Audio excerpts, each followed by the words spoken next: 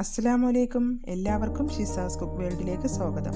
ഇന്ന് ഞാൻ നേന്ത്രപ്പഴവും അവിലൊക്കെ വെച്ചിട്ട് വളരെ പെട്ടെന്ന് തന്നെ തയ്യാറാക്കി എടുക്കാൻ പറ്റുന്ന അടിപൊളി ഒരു സ്വീറ്റിൻ്റെ റെസിപ്പി ആയിട്ടാണ് ഞാൻ വന്നിട്ടുള്ളത്.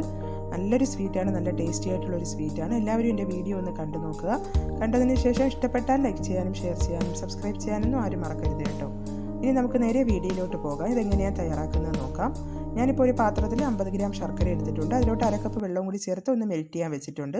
അത് മെൽറ്റായതിന് ശേഷം ഒന്ന് അരിച്ച് മാറ്റി വയ്ക്കുക. ഇപ്പോൾ 1 കപ്പ് അവലാണ് ഞാനിവിടെ എടുത്തിട്ടുള്ളത്. അതൊരു പാൻ എടുത്തതിന് ശേഷം നമുക്ക് അതിലോട്ട് ഇട്ട് കൊടുത്തതിന് ശേഷം ഒന്ന് റോസ്റ്റ് ചെയ്തെടുക്കാം. ഏത് അവൽ വേണമെങ്കിലും എടുക്കാവുന്നതാണ്. ഒരു മീഡിയം ഫ്ലെയിമിൽ ഇട്ടിട്ട് അതൊന്ന് നമുക്ക് റോസ്റ്റ് ചെയ്തെടുക്കാം. അതിപ്പോൾ ഇവിടെ ഏകദേശമൊക്കെ റോസ്റ്റായി വന്നിട്ടുണ്ട്. നല്ല ക്രിസ്പിയായി വരുമ്പോൾ നമുക്ക് ഫ്ലെയിം ഓഫ് ചെയ്തതിന് ശേഷം ഒരു മിക്സിയുടെ ജാറിലോട്ട് ഇട്ടിട്ട് അത് തണുത്തതിന് ശേഷം വേണം ഇട്ട് ഒന്ന് പൊടിച്ചെടുക്കാനായിട്ട്. അപ്പോൾ ഞാൻ ഇവിടെ 2 നേന്ത്രപ്പഴമാണ് കട്ട് ചെയ്ത് വെച്ചിട്ടുള്ളത്. ഒരു പാൻ എടുത്തതിന് ശേഷം അതിലോട്ട് 2 ടേബിൾ സ്പൂൺ നെയ്യ് ഒഴിച്ച് കൊടുക്കുക. എന്നിട്ട് നമുക്ക് ഈ പഴം അതിലോട്ട് ഇട്ട് കൊടുക്കാം. എന്നിട്ടൊരു മീഡിയം ഫ്ലെയിമിൽ ഇട്ടിട്ട് അതൊന്ന് വഴറ്റിയെടുക്കാം.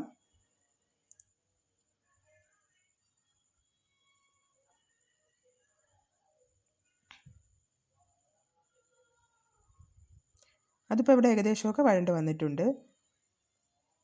ഈ പഴം നല്ലതുപോലെ ഒന്ന് കുക്കായി വരണം. എന്നിട്ട് നമുക്ക് ഈ സ്പൂൺ വെച്ച് തന്നെ ഒന്ന് നല്ലതുപോലെ ഒന്ന് ഉടച്ചു കൊടുക്കാം.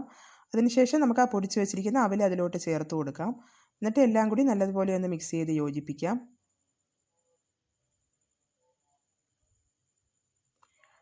ഇനി ഇതിലോട്ട് ഞാൻ കുറച്ച് തേങ്ങയാണ് ചേർത്ത് കൊടുക്കുന്നത്. ഒരു 1/4 കപ്പ് തേങ്ങ ചേർത്ത് കൊടുത്തിട്ടുണ്ട്.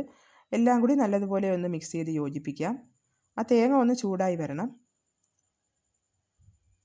അപ്പോൾ അതിവിടെ ചൂടായി വരുമ്പോഴത്തേക്കും നമുക്ക് ഈ ശർക്കരയുടെ പാനി അതിലോട്ട് ഒഴിച്ചു കൊടുക്കാം. എന്നിട്ട് എല്ലാം കൂടി നല്ലതുപോലെ ഒന്ന് മിക്സ് ചെയ്ത് കൊടുക്കാം.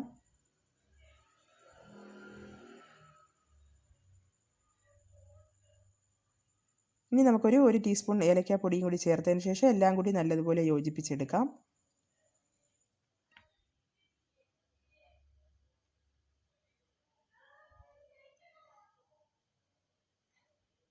എല്ലാം കൂടി നല്ലതുപോലെ യോജിപ്പിച്ചതിന് ശേഷം ഇതിൽ അവസാനമായിട്ട് നമുക്ക് കുറച്ച് കാഷ്യൂസും കൂടെ ഞാൻ ക്രഷ് ചെയ്ത് വെച്ചിട്ടുണ്ട്. അതും കൂടി ഇട്ട് കൊടുക്കാം. ഇനി എല്ലാം കൂടി നല്ലതുപോലെ ഒന്ന് യോജിപ്പിച്ച് കൊടുക്കുക.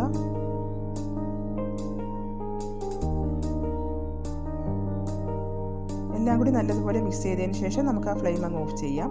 എന്നിട്ട് ഇനി ഇതൊരു വേറൊരു ബൗളിലോട്ട് മാറ്റാം. അപ്പോൾ ഞാനിവിടെ വേറൊരു ബൗളിലോട്ട് മാറ്റിയിട്ടുണ്ട്. ഇനി നമുക്കിതൊന്ന് തണുത്തതിന് ശേഷം നമുക്ക് കൈക്ക് എടുത്തിട്ട് ഒരു ലഡുവിൻ്റെ വലുപ്പത്തിൽ നമുക്കിതൊന്ന് റൗണ്ട് ചെയ്തെടുക്കാം. നമുക്ക് ഇങ്ങനെ തന്നെ കഴിക്കാൻ നല്ല ടേസ്റ്റാണ്.